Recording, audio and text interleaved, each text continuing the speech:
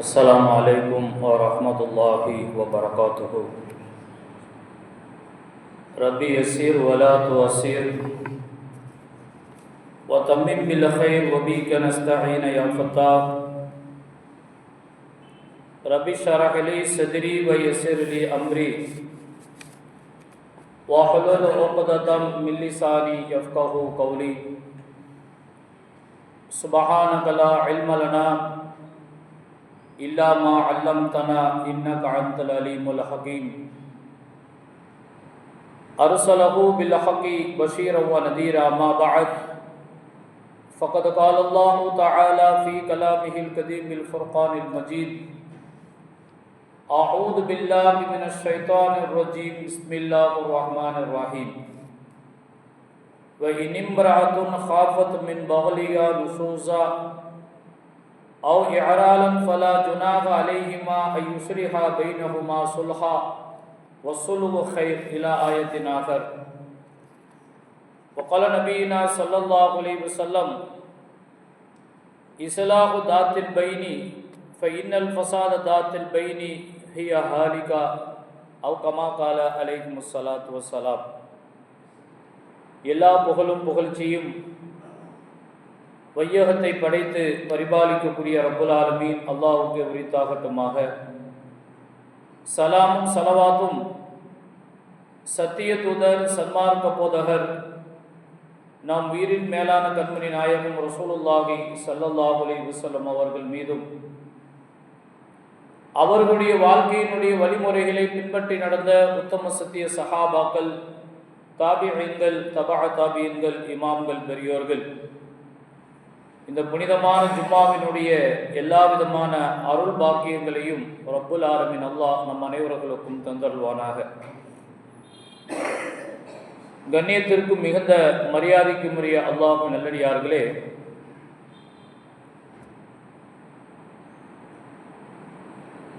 இப்பொழுது உலகத்தில் வாழக்கூடிய எல்லா மக்களுக்கும் ஒரு நிம்மதி பெருமூச்சு. கடந்த மாதம் பிப்ரவரி 28 தொடங்கிய போர் ஈரானுக்கும் இஸ்ரேல் அமெரிக்காவுக்கும் நடந்த இந்த போர் நேற்றைய முன்தினம் தற்காலிகமாக 2 வாரங்களுக்கு நிறுத்தப்பட்டு இருக்குகின்றது. ஒப்பந்தங்கள் அமலுக்கு வந்திருக்குகின்றது என்ற செய்தி உலகத்தில் வாழக்கூடிய எல்லா மக்களுக்கும் ஒரு நிம்மதி பெருமூச்சு. அல்லாஹ் சுப்ஹானஹு வ தஆலா இந்த போரை நிரந்தரமாக நிறுத்துவதற்கு அல்லாஹ் தௌஃபீக் செய்வானாக. அருமையானவர்களே, காரணம், இந்த 37 நாட்களாக நடைபெற்ற இந்த போரில் பல்வேறுபட்ட இழப்புகள், பல்வேறுபட்ட உயிர் அர்ப்பணிப்பு, இராணுவத்தினுடைய தளவாட ஜாமான்கள் இழப்பு, பச்சிளம் குழந்தைகள் மரணத்தை தழுவியது, வயதானவர்கள், முதியோர்கள் பல்வேறுபட்ட நெருக்கடிகளுக்கும் ஆளாக்கப்பட்டது. இப்படியாக பல்லாயிரம் கோடி மக்கள் இந்த போரின் மூலமாக பல்வேறுபட்ட பாதிப்புகளையும் இழப்புகளையும் சந்தித்தார்கள். இதனால் பல்வேறுபட்ட உலக நாடுகளில் பல பிரச்சனைகள்,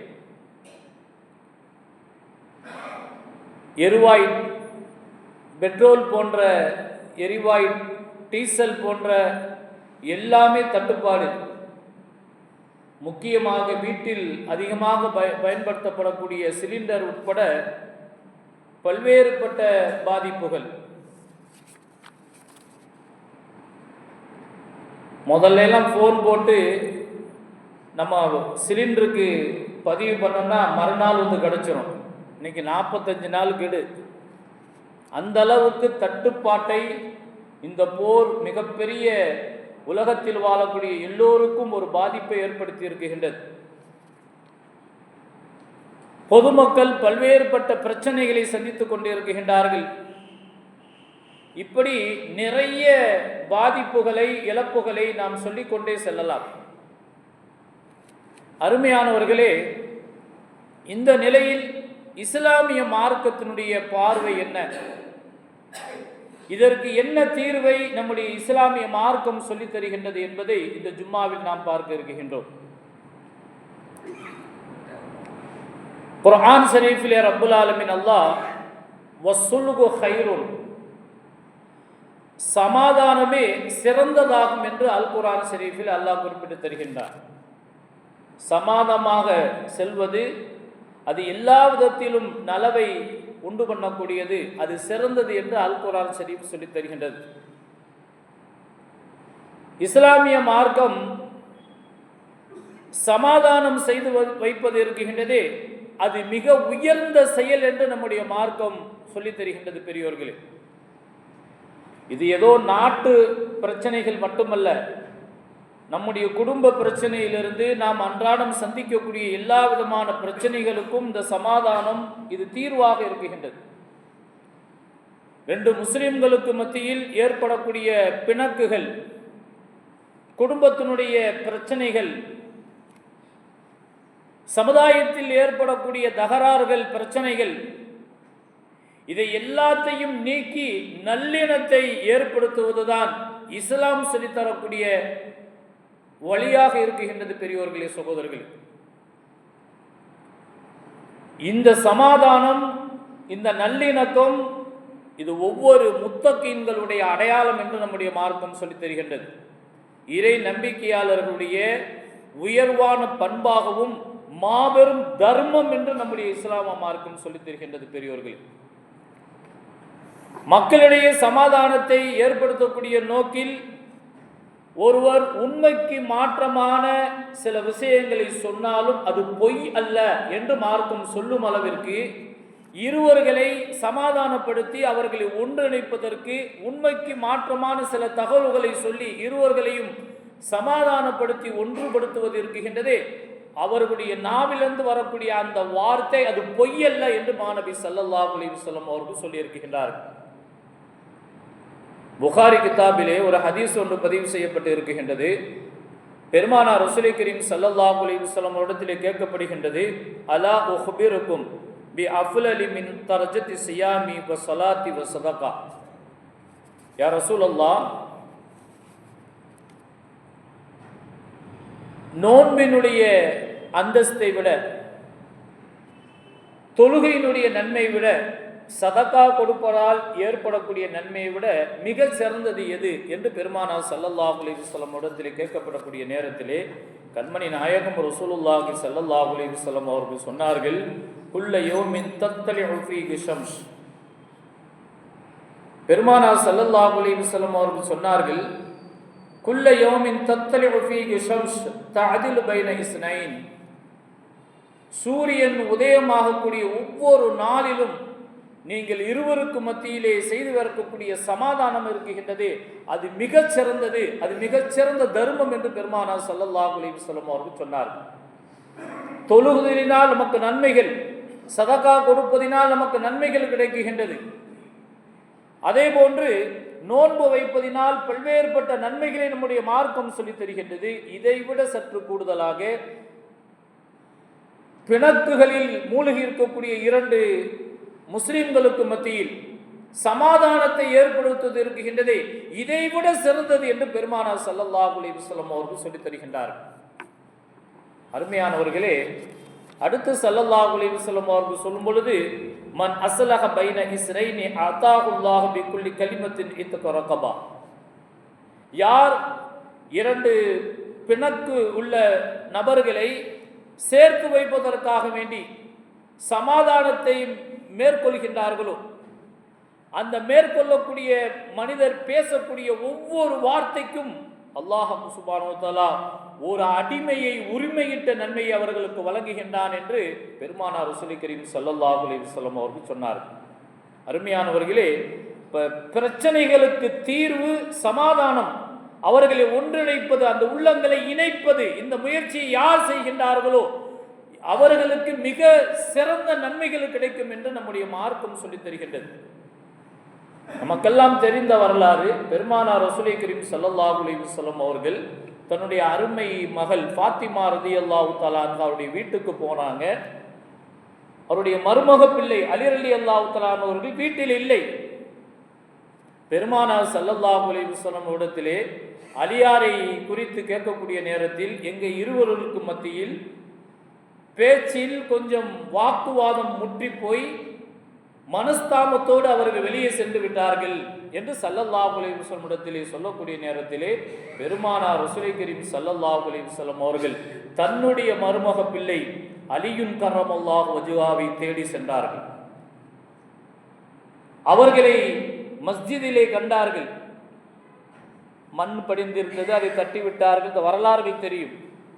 பெருமானார் ஸல்லல்லாஹு அலைஹி வஸல்லம் அவர்கள் அவர்களை தன்னுடைய வீட்டிற்கு அழைத்து வந்து இருவருக்கும் மத்தியிலே உல்ஃபத்தை, இணக்கத்தை ஏற்படுத்தினார்கள் என்று நம்முடைய வரலாறுகளிலே நாம் பார்க்க முடிகின்றது.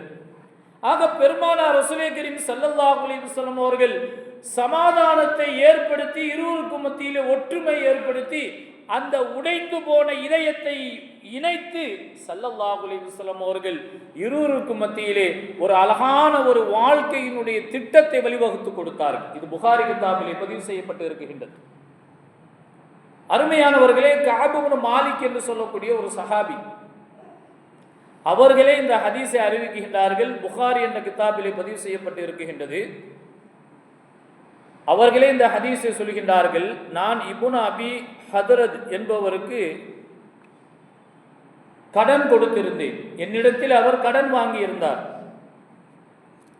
தொழுகைக்கு அவரும் நானும் மஸ்ஜிது நபவிக்கு வந்து இருந்தோம். அப்ப கடன் சார்ந்த பேச்சுக்களை மஸ்ஜிதிலே பேசக்கூடிய நேரத்திலே இருவருக்கு மத்தியிலே வார்த்தைகள் முற்றி போய் அது சண்டையாக மாறியது. அருமையானவர்களே, சப்தம் அதிகரிக்கின்றது. பெருமானார் ரசூலை கரீம் ஸல்லல்லாஹு அலைஹி வஸல்லம் அவர்களுடைய வீடு அருகில்தான். வெளியே வந்து ஸல்லல்லாஹு அலைஹி வஸல்லம் அவர்கள் கஅபை அழைத்து என்ன அப்படின்னு கேட்கிறாங்க. இப்ப நடந்ததை சொல்கின்றார்கள்.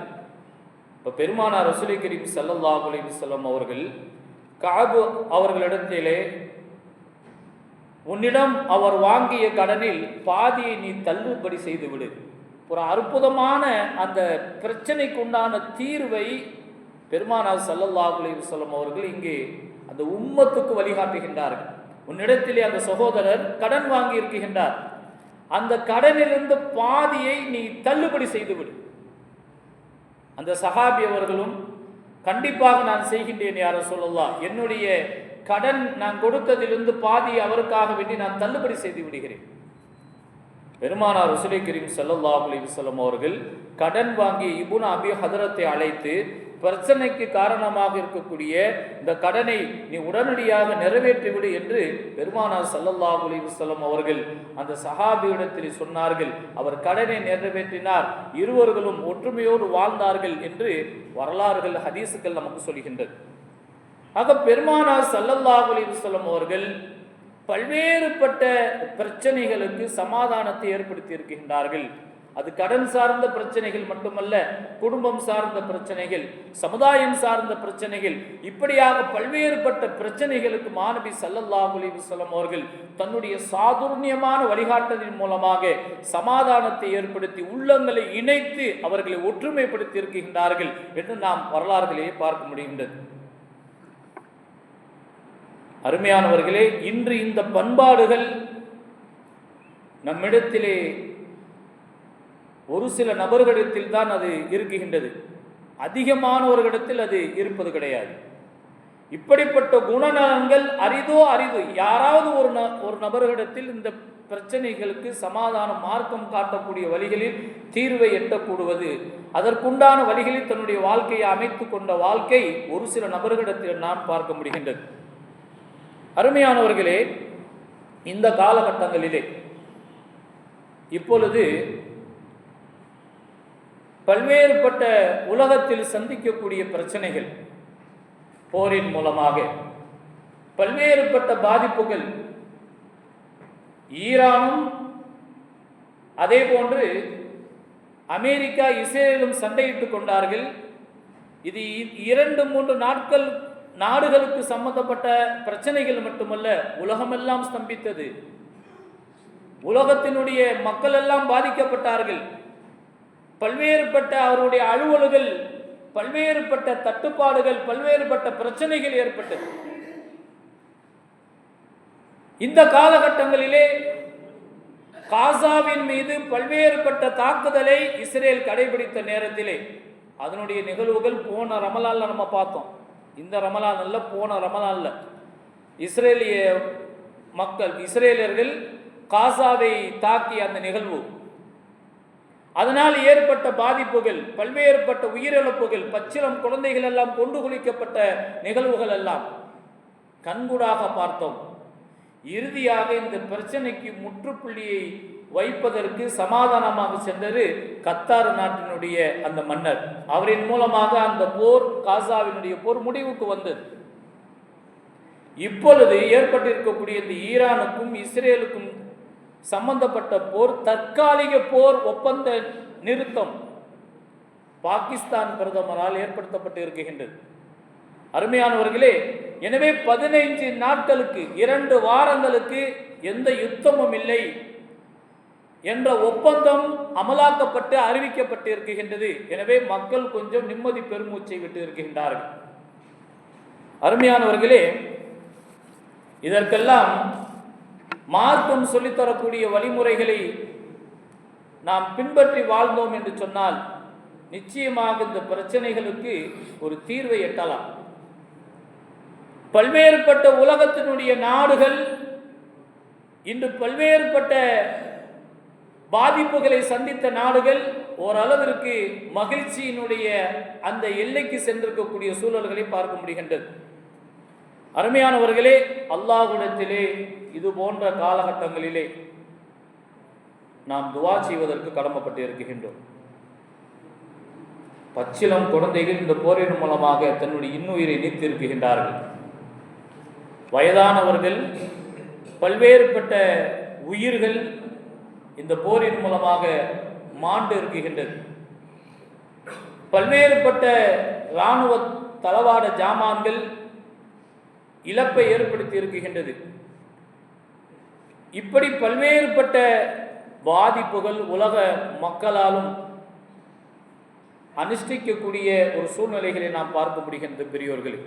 எனவே மார்க்கம் சொல்லித்தரக்கூடிய வழி சமாதானம், ஒற்றுமை, விட்டு கொடுத்து செல்வது, இது போன்ற பண்பாடுகள் நம்மிடத்தில் வந்தது என்று சொன்னால் அது குடும்ப பிரச்சனைகளாக இருந்தாலும் சரி, சமுதாய பிரச்சனைகளாக இருந்தாலும் சரி, அனைத்திற்கும் நாம் தீர்வை எட்டலாம் பெரியோர்கள். எனவேதான் இது போன்ற நெருக்கடியான காலகட்டங்களிலே அல்லாஹ்விடத்திலே துஆ செய்ய வேண்டும். யா அல்லாஹ், இது போன்ற யுத்தத்தை நீ நிரந்தரமாக நீ மூடுவதற்கு உதவி செய்வாயாக, நிறுத்துவதற்கு நீ உதவி செய்வாயாக என்று அல்லாஹ்விடத்திலே நாம் துஆ செய்வதற்கு கடமைப்பட்டு இருக்கின்றோம்.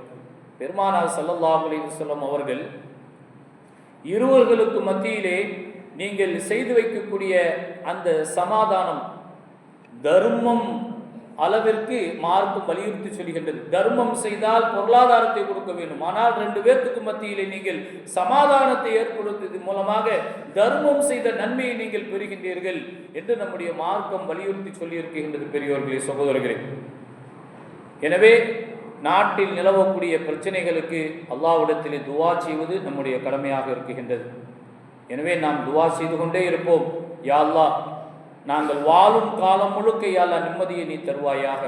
யா அல்லாஹ், நாங்கள் வாழக்கூடிய காலங்கள் முழுக்க எந்த விதமான போரும் நடைபெறாமல் எல்லா மக்களும், உலக மக்களும் அமைதியோடு வாழ்வதற்கு நீ தௌஃபீக் செய்வாயாக. எந்த விதமான தட்டுப்பாடுகளும் எந்த விதமான பாதிப்புகளும் ஏற்படாமல் எங்கள் நீ காப்பாயாக என்று அல்லாஹ்விடத்திலே நாம் இருகரம் ஏந்தி துஆ செய்வதற்கு கடமைப்பட்டு இருக்கின்றோம். ரப்புல் ஆலமீன் அல்லாஹ் அது போன்ற குணநலன்களை நம்மிடத்திலே தந்து உலக முஸ்லிம்கள் அனைவரும் கடைபிடித்து, உலக மக்கள் இது போன்ற இஸ்லாம் காட்டக்கூடிய வழிமுறைகளை கடைபிடித்து வாழ்ந்தால் எந்த விதமான பாதிப்புகளும் ஏற்படாது, அமைதியான சூழ்நிலை உலகம் முழுக்க ஏற்படும். இதை அல்லாஹ் சுப்ஹானஹு வ தஆலா நடத்தி தருவானாக என்று இந்த நன்னேரத்தில் துஆ செய்து என்னுடைய பேச்சுக்கு தெரிவிக்கின்றேன்.